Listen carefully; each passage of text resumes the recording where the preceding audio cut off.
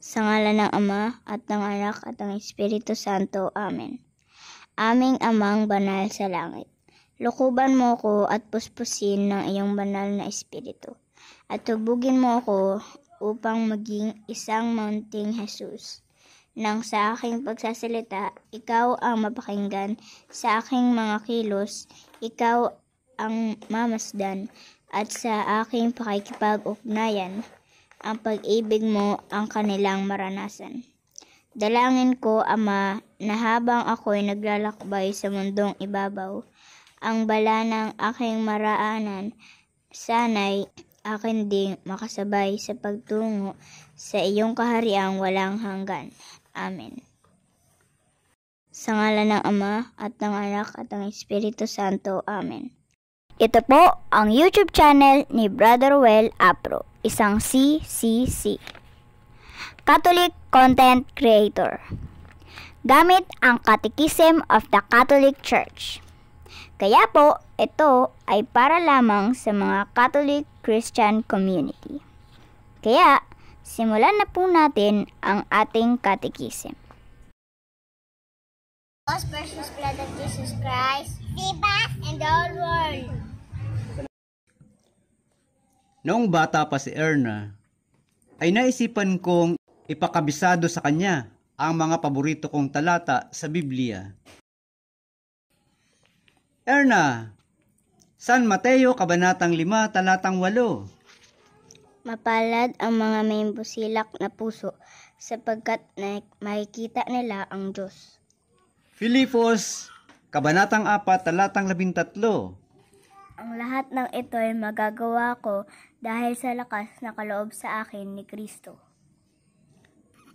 Kaya nang tuturuan ko na siya sa kahalagahan ng mga banal na tanda o sakramento, nagtanong muna ako sa kanya.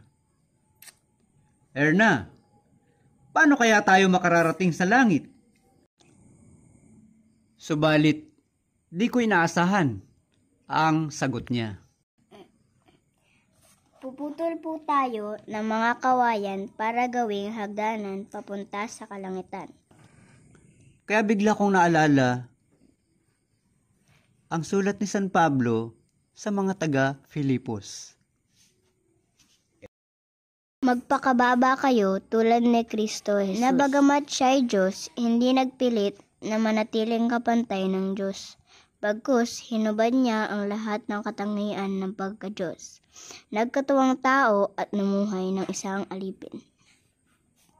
Nang maging tao, siya'y nagpakababa at naging masunurin hanggang kamatayan. Oo, hanggang kamatayan sa krus. Kaya naman, siya'y itinampok ng Diyos at binigyan ng pangalang higit sa lahat ng pangalan.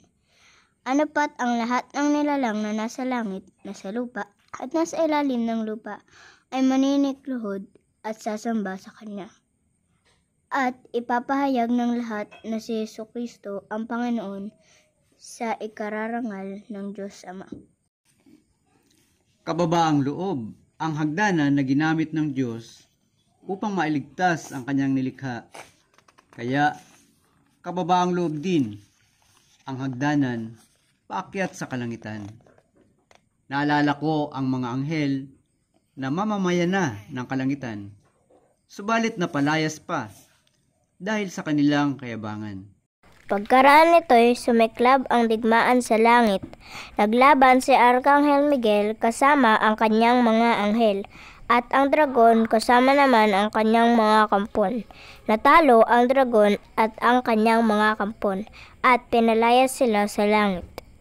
Sinagot ng aking anak, ay ako ang kanyang naturuan. May taglay pa pala akong kayabangan sa aking katauhan.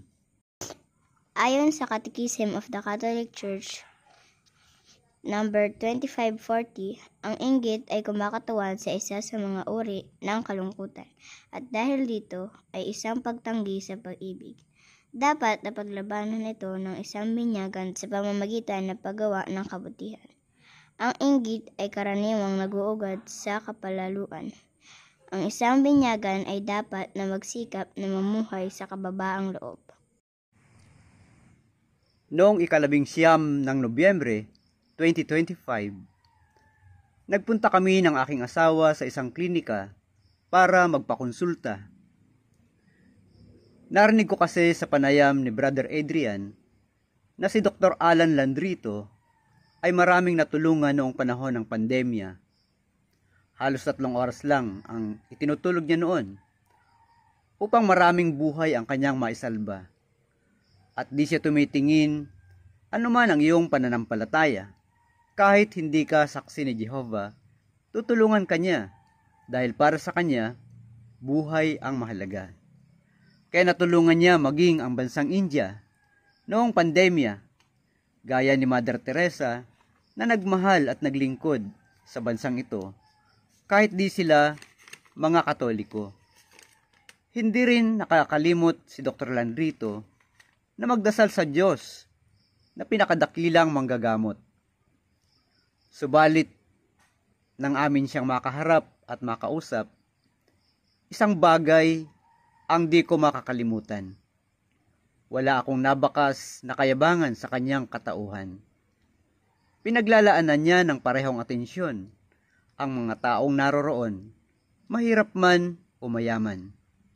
At bukod sa isa siyang doktor na pro-life, ay mahal niya ang mahihirap, sapagkat ayon sa kanya, ito ang pinanggalingan ng kanyang angkan, dahil ang lolo niya ay isa ding magsasaka.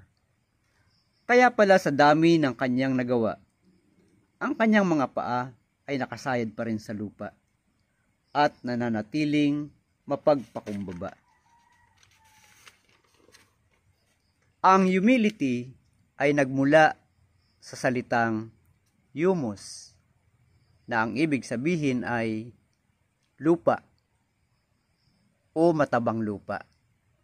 At alam natin na ang mga puno na namumunga ng sagana, ito ay mula sa matabang lupa. Ang mga nahasik naman sa matabang lupa ay ang mga nakinig ng salita. Iniingatan nila ito sa kanilang pusong tapat at malinis, at sila'y nagtitiyaga hanggang sa mamunga. Minsan, nagpakita ang demonyo kay San Macarius, isang banal na tao. Madalas, kaunti lang ang tulog nito sa gabi upang ipagdasal ang pagbabalik loob ng mga tao. Laging nag-aayuno si San Macarius, nagsasakripisyo upang ialay sa mga hirap na dinanas ng Panginoong Hesukristo sa Kalbaryo para sa kaligtasan ng tao. Victim soul, value of suffering, ang tawag ng mga Katoliko dito. Katulad ng pag-aalay ni San Pablo nang siya ay pahirapan at ipakulong ng mga Romano na matatagpuan sa Colossus 1:24. Natutuwa nga ako ngayon sa tinitiis ko alang-alang sa inyo. Ang kulang sa mga paghihirap ni Kristo ay pinupunan ko sa aking laman, alang-alang sa kanyang katawan, ang iglesia. Sinabi ng demonyo kay Macarius, "Sinungaling ako, subalit aaminin ko sa iyo ang totoo. Nawalan ako ng kapangyarihan, hindi dahil madasalin ka, hindi rin dahil sa iyong pag-aayuno at mga sakripisyo. Kanina pa ako nagtatangka na gamitin sa leeg mo ang dala kong karit. Subalit, di ko ito magawa. Alam mo kung bakit? Dahil sa iyong kababaang loob."